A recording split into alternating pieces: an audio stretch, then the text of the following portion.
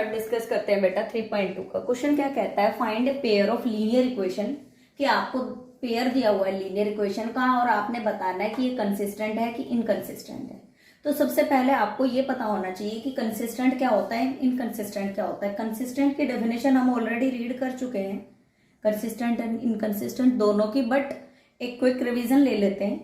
Consistent वो equation होती है जिसके अंदर एट लीस्ट वन सोल्यूशन हो। एट लीस्ट दैट मीन्स कम से कम एक सोल्यूशन तो होगा ही होगा, डेफिनेटली होगा। अगर किसी का एक से ज्यादा है तो वो तो पक्का होगी बेटा कंसिस्टेंट सोल्यूशन। बट अगर किसी पेयर ऑफ लीनियर इक्वेशन का कोई सोल्यूशन ही नहीं है, ठीक है, तो हम उसको इनकंसिस्टेंट की श्रेणी में डाल देंगे, इनकंसिस्टेंट की कैटेगरी में डाल देंगे बेटा। ठीक है, अब आपका क्लियर हो गया। कंसिस्टेंट जिसमें एटलीस्ट वन सोल्यूशन हो, इनकंसिस्टेंट जिसके अंदर कोई सोल्यूशन नहीं ना हो, नो सोल्यूशन। तो सबसे पहले हम जो दोनों इक्वेशन गिवन है उनको कंपैरिजन करके a1x plus b1y plus c1 से एंड सेकेंड इक्वेशन को a2x plus b2y plus c2 से कंपेयर करेंगे। a1 की वैल्यू आपकी x के आगे आने वाली वैल्यू, b1 की वैल्यू y के आगे आने वाली, c1 की वैल्यू जो कांस्टेंट वैल्यू है वो होगी। a2 आपका 4, b2 आपका -6, c2 आपका 9। सबसे पहले आपको a1, b1, c1 and a2, b2 and c2 की वैल्यू आपको आनी चाहिए इक्वेशन कंपेयर करके। ठीक है, अगर आप ये वैल्यू गलत निकालोगे तो डेफिनेटली क्वेश्चन गलत होगा। ठीक है, पहले टर्म में जो भी आपको दिया गया होगा वो a1 से डिनोट करेंगे, सेकंड आपको इक्वेशन जो भी दी गई होगी उसको आप a2, b2 एंड c2 से डिनोट करेंगे बेटा। ठीक है, आगे बढ़ते हैं बेटा। अब हमने क्या करना है, a1 upon a2 2/4, b1 upon b2 -3/-6, c1 upon c2 8/9। मैंने यहाँ देखा और -3 से मेरा माइनस कैंसिल हो गया एंड 2/4 1/2, इसको कैंसिल किया मेरा 1/2 एंड 8/9। दैट मीन्स मेरी a1 a2 और b1 b2 इक्वल आ रहा है। ठीक है बेटा, जब भी आपका a1 a2 and b1 b2 equal आए, जब भी आपका इक्वेशन के अंदर a1 a2 b1 b2 दोनों इक्वल आए एंड c1 c2 इक्वल ना हो, तो जो आपका लाइंस होंगी वो पैरेलल लाइंस होंगी बेटा। जो गिवन इक्वेशन लाइन की दी होगी वो पैरेलल ही होंगी। ठीक है, दूसरी बात, जो पैरेलल लाइंस होती है उनका कोई सोल्यूशन नहीं होता। Parallel lines are no solution. ठीक है बेटा, बिकॉज मैंने पहले एक टेबल बताया था, कुछ रूल्स बताए थे, उसके अकॉर्डिंग जो पैरेलल लाइंस होती है उनका कोई सोल्यूशन नहीं होता। So this equation is called inconsistent solution. Inconsistent क्यों हुआ? बिकॉज कंसिस्टेंट तब होता अगर एटलीस्ट वन सोल्यूशन भी इसका होता, तो हम क्या बोल देते कि ये कंसिस्टेंट है, बट इसमें तो कोई सोल्यूशन ही नहीं है, तो हम इसको क्या बोलेंगे, इनकंसिस्टेंट सोल्यूशन। थर्ड पार्ट देखते हैं, 3/2x plus 5/3y is equal to 7, 9x minus 10y is equal to 40। सबसे पहले हम इस इक्वेशन को थोड़ा सा सिंप्लीफाई कर सकते हैं। कई आप डायरेक्ट भी कर सकते हो, बट जब आप सिंप्लीफाई करके करोगे तो आपकी मिस्टेक के चांसेस ना के बराबर होंगे बेटा। मैंने इन दोनों का एलसीएम ले लिया, मैंने 7 को इधर -7 करके यहाँ मैंने डायरेक्ट एलसीएम ले लिया बेटा। ठीक है, जब आप इसको नेक्स्ट स्टेप में लिखोगे तो ये -7/1 हो जाएगा। ठीक है, मैंने इसका एलसीएम ले लिया 6, 3 ऊपर वाला 3, 2 3 जा 6, तो 3 3 जा मेरा 9 बन गया। प्लस आपने एज इट इज लगाना है 5 एंड 3 2 जा 6, तो मैंने 5 में 2 मल्टीप्लाई किया, 5 2 जा 10 बन गया मेरा। माइनस ये 7 इधर आके माइनस बन जाना था, तो 7 मल्टीप्लाई बाई 2 माइनस का 14। ठीक है, अब आपका ऊपर 0 है तो 0 के नीचे 1 है। जब हम क्रॉस मल्टीप्लीकेशन करेंगे तो 6 0 से मल्टीप्लाई होकर खत्म हो जाएगा and 9x plus 10y minus 14 आपकी इक्वेशन आ जाएगी। जब ये 14 इज इक्वल टू को क्रॉस करेगा तो प्लस 14 बन जाएगा। ठीक है, आपका क्वेश्चन नंबर 1 आ गई, 9x plus 10y is equal to 14। दूसरी क्वेश्चन आपको गिवन है 9x minus 10y is equal to 14। ठीक है, अब मैं बार बार ये इक्वेशन नहीं लिखते हुए डायरेक्टली आपको बता रही हूँ, a1 upon a2 9/9, b1 upon b2 10/-10 is equal to C1 upon C2 14 upon 14। ठीक है बेटा, अब मेरी ये वैल्यू तो 1 आ गई कैंसिल आउट होके, बट ये वैल्यू -1 आई, तो 1 और -1 अलग अलग है, नॉट इक्वल। बेटा रूल होता है A1 A2 is not equal to B1 B2 है, तो जो लाइन्स होगी वो इंटरसेक्टिंग लाइन होगी, और intersecting lines has only one solution. जो लाइनें इंटरसेक्ट करती है उनके पास ओनली वन सोल्यूशन होता है, एक ही सोल्यूशन होता है, जो कि एटलीस्ट वन सोल्यूशन की कंडीशन को पूरा करता है। कंसिस्टेंट में क्या होना चाहिए? कंसिस्टेंट की डेफिनेशन यही कहती है कि अगर किसी लीनियर इक्वेशन का एटलीस्ट वन सोल्यूशन है तो वो कंसिस्टेंट है।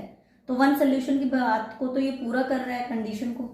सो ये क्या होगा? It is consistent, sorry, it is consistent, a pair of linear equation are consistent. ठीक है बेटा, मैंने डायरेक्टली लिख लिया, सो इट इज कंसिस्टेंट। आप भी लिख सकते हो, इसमें कुछ ऐसा नहीं है कि आपने दोबारा से वही लाइंस रीराइट करनी है। ठीक है, क्वेश्चन नंबर 4 डिस्कस करते हैं बेटा।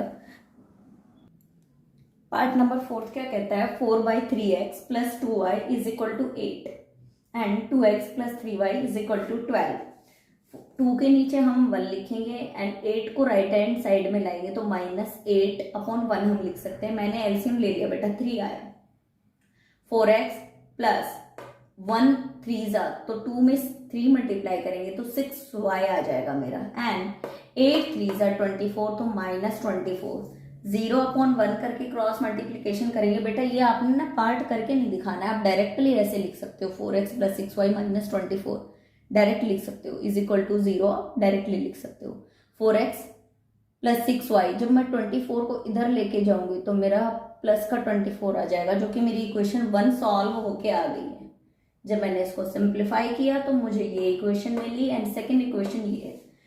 फर्स्ट इक्वेशन में A1 अपॉन A2, A1 मेरा 4, A2 मेरा 2, B1 6, B2 3, 6/3, C1 24, C2 12, सबको कैंसिल आउट करेंगे, सब 1/2 आ रहे हैं कैंसिल होके। A1 अपॉन A2 भी 1/2 है, B1 अपॉन B2 भी मेरा 1/2 है, एंड C1 अपॉन C2 भी मेरा 1/2 है। दैट मीन्स रूल क्या कहता है कि अगर A1 upon A2 = B1 upon B2 = C1 upon C2 है, तो जो लाइन्स होंगी वो कंसाइड्स होंगी, कंसाइड करेंगी। दैट मीन्स एक ही लाइन के ऊपर ओवरलैप कर जाएंगी बेटा।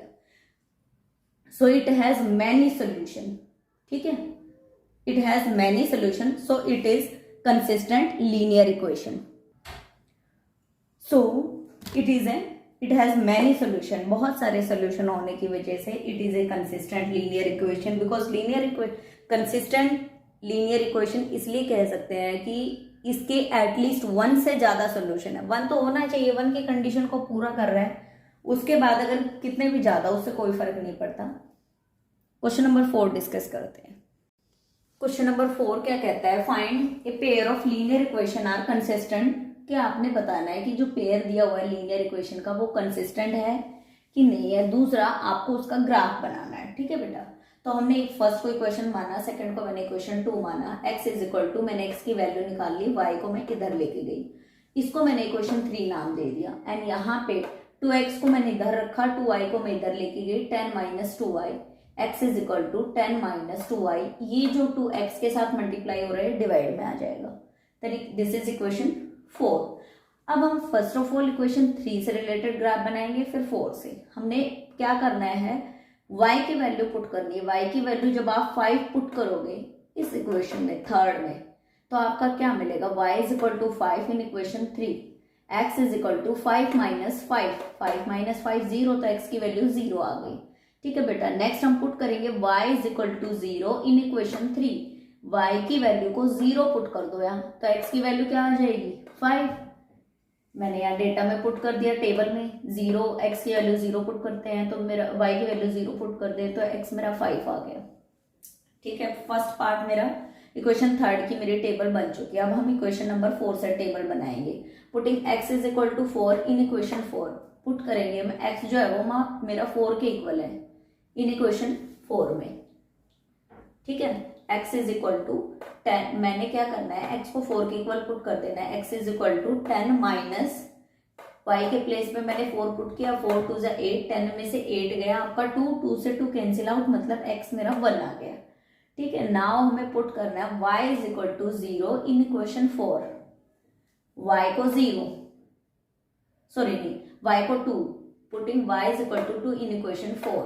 जब आप y को 2 पुट करोगे तो 2 मल्टीप्लाई बाई 2 आपका 4 बन जाएगा, 10 में से 4 गया 6, और 6 को जब 2 डिवाइड करेगा तो 3 आ जाएगी x की वैल्यू, x मेरा 3 आ गया। दैट मीन्स x अगर y अगर मैं 4 पुट करती हूँ तो x 1 आ जाएगा, y अगर मैं 2 पुट करती हूँ तो x मेरा 3 आ गया। ठीक है, अब हम ग्राफ ड्रॉ करते हैं। ठीक है बेटा, इन ग्राफ के बेस पे और a1 a2 b1 b2 की वैल्यू के बेस पे हम बता देंगे कि जो लीनियर इक्वेशन है वो कंसिस्टेंट है कि नहीं है। ठीक है, मैंने ग्राफ बनाया, आपका पहला दे रखा है x0 y5, x0 y5 मेरा यहाँ होगा। ठीक है, मैंने यहाँ एरो डाल के लिख दिया है। नेक्स्ट x5, x मेरा 5, y0 मेरा यहाँ, मैंने दोनों पॉइंट्स को टच कर दिया। नाउ दूसरी वाले टेबल देखते हैं, x1 y4, x1 y4 मेरा यहाँ आएगा सेम इसी लाइन पे। ठीक है बेटा, नेक्स्ट मुझे लेबल करना था x मेरा 3 y मेरा 2, x मेरा 3 y मेरा 2, वो भी सेम पॉइंट पे आएगा। ठीक है, दैट मीन्स ये एक ही लाइन के ऊपर ओवरलैप कर रहे हैं, सारे ग्राफ सारे पॉइंट्स एक ही लाइन पे आ रहे हैं, तो लाइंस कैसी होंगी, कोइंसाइड करेंगी, एक दूसरे के ऊपर ओवरलैप करेंगी, इसको बोलते हैं lines are coincide, so it is consistent solution. Consistent क्यों, क्योंकि जब भी लाइन कोइंसाइड करती है तो मैनी सोल्यूशंस होते हैं, और जब भी मैनी सोल्यूशन होंगे तो जो लीनियर इक्वेशन होगी वो कंसिस्टेंट होगी। ठीक है बेटा, लीनियर इक्वेशन होगी वो कंसिस्टेंट होगी। बेटा कोइंसाइड और कंसिस्ट में बहुत डिफरेंस है बेटा। कंसिस्ट का मतलब जिसके अंदर एट लीस्ट वन सोल्यूशन हो, तो इसमें इनफाइनाइट मैनी सोल्यूशन होंगे। जब लाइन से एक दूसरे पे ओवरलैप करेंगी तो इनफाइनाइट सोल्यूशंस होंगे, इनफाइनाइट मैनी सोल्यूशन होंगे, बहुत सारे सोल्यूशन होंगे।